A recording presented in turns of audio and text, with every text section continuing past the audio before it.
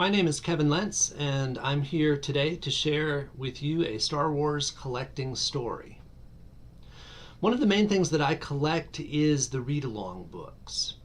They were little books that come with a record or a cassette tape, and when you were a kid you'd read along, hence the name, in the book, while you played the record on the record player or the tape on the tape player. I was a tape kid myself. And it was supposed to help you learn to read, but really it was just a fun way to enjoy the stories that you love.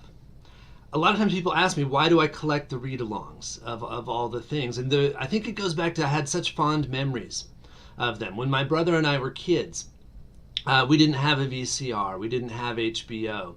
And so the only ways, really two ways of reliving the Star Wars movies were through the action figures, of course, and through books.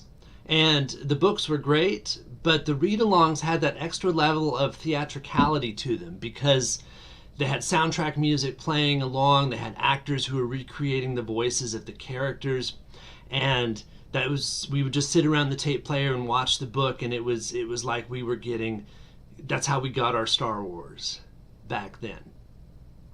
There were 10 read-along books released in the vintage era.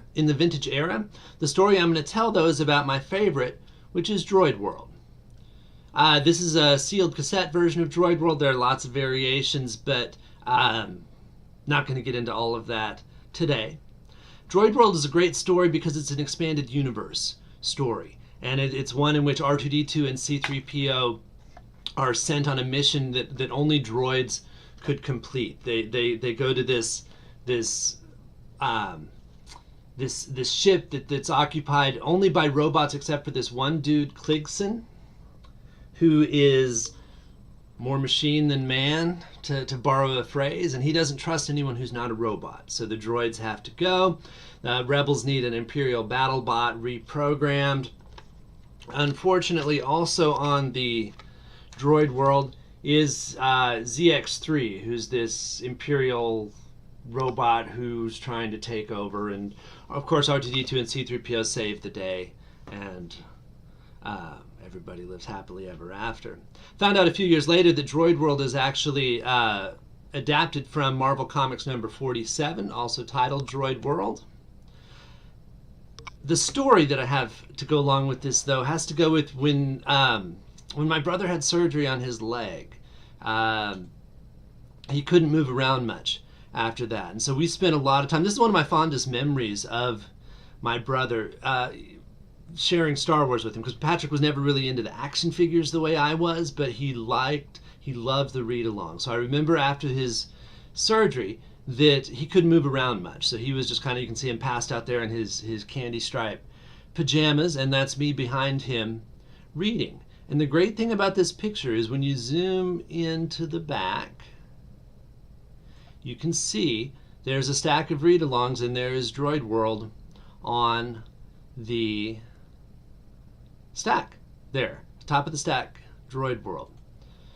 Patrick stuck with the read-alongs longer than I did. I remember at some point I was too old for them, but he's kept listening and playing the tapes until I think we got a VCR in the late 80s, and then he gave up the read-alongs for the actual movies.